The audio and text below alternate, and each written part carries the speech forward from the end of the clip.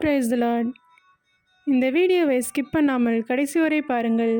இந்த அதிகாரத்திலிருந்து கடைசியில் கேள்வி ஒன்று கேட்கப்பட்டுள்ளது. அப்போஸ்தலனாகிய பவுல் கலாத்தியருக்கு எழுதின நிருபம் 5ஆம் அதிகாரம். ஆனபடியினாலே நீங்கள் மறுபடியும் அடிமைத்தனத்தின் நுகத்துக்குட்படாமல் கிறிஸ்து நமக்கு உண்டாக்கின சுயாதீன நிலைமையிலே நிலை கொண்டிருங்கள். இதோ நீங்கள் விருத்த சேதனம் பண்ணிக்கொண்டால் கிறிஸ்துவினால் உங்களுக்கு ஒரு பிரயோஜனமும் இராது என்று பவுலாகிய நான் உங்களுக்கு சொல்கிறேன். மேலும் விருத்த சேதனம் பண்ணிக்கொள்ளுகிற எந்த மனுஷனும் நியாயப்பிரமாணம் முழுவதையும் நிறைவேற்ற கடனாளியாய் இருக்கிறான் என்று மறுபடியும் அப்படிப்பட்டவனுக்கு சாட்சியாக சொல்லுகிறேன். நியாயப்பிரமாணத்தினால் நீதிமான்களாக விரும்புகிற நீங்கள் யாவரும் கிறிஸ்துவை விட்டு பிரிந்து கிருபையினின்று விழுந்தீர்கள்.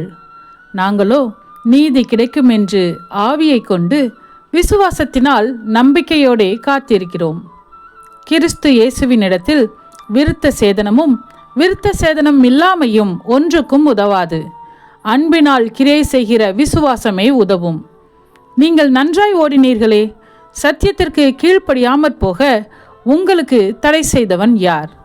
இந்த போதனை உங்களை அழைத்தவரால் உண்டானதல்ல. புளிப்புள்ள கொஞ்ச மாவானது பிசைந்த மாவனைத்தையும் ஊப்ப பண்ணும்.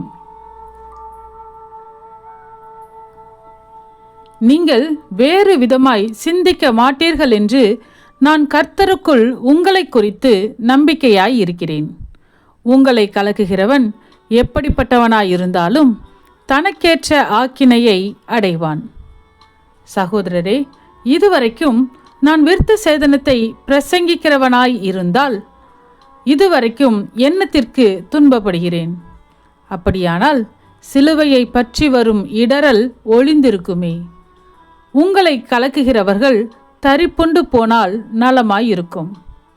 சகோதரரே, நீங்கள் சுயாதீனத்திற்கு அழைக்கப்பட்டீர்கள். இந்த சுயாதீனத்தை நீங்கள் மாம்சத்திற்கேதுவாக அனுசரியாமல் அன்பினாலே ஒருவருக்கொருவர் ஊழியம் செய்யுங்கள். உன்னிடத்தில் நீ அன்பு கூறுவது போல பிறனிடத்திலும் அன்பு கூறுவாயாக என்கிற இந்த ஒரே வார்த்தையிலே நியாயப்பிரமாணம் முழுவதும் நிறைவேறும். நீங்கள் ஒருவரை ஒருவர் கடித்து பட்சித்தீர்களானால் அழிவீர்கள். அப்படி ஒருவரால் ஒருவர் அழிக்கப்படாதபடிக்கு எச்சரிக்கையாய் இருங்கள். பின்னும் நான் சொல்லுகிறது என்னவென்றால், ஆவிக்கேற்றபடி நடந்து கொள்ளுங்கள்.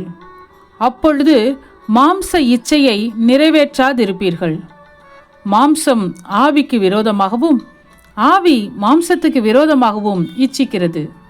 நீங்கள் செய்ய வேண்டும் என்றிருக்கிறவைகளை செய்யாதபடிக்கு இவைகள் ஒன்றுக்கொன்று விரோதமாய் இருக்கிறது.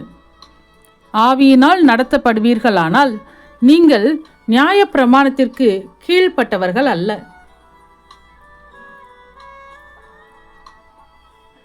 மாம்சத்தின் கிரியைகள் வெளியரங்கமாய் இருக்கின்றன.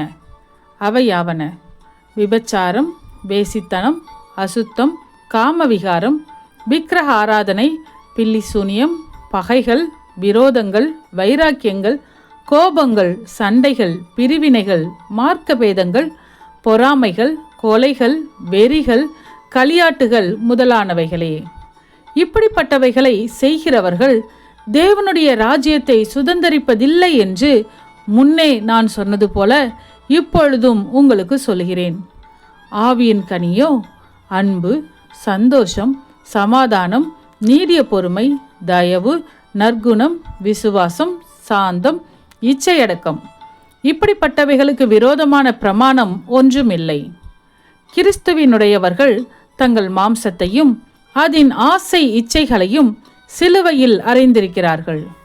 நாம் ஆவியினாலே பிழைத்திருந்தால் ஆவிக்கேற்றபடி நடக்கவும் கடவோம்.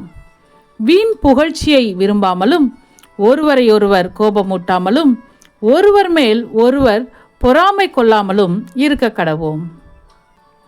ஆமென். இன்றைய கேள்வி: நாம் எப்படி நடந்து கொள்ளும்போது மாம்ச இச்சையை நிறைவேற்றாதிருப்போம்?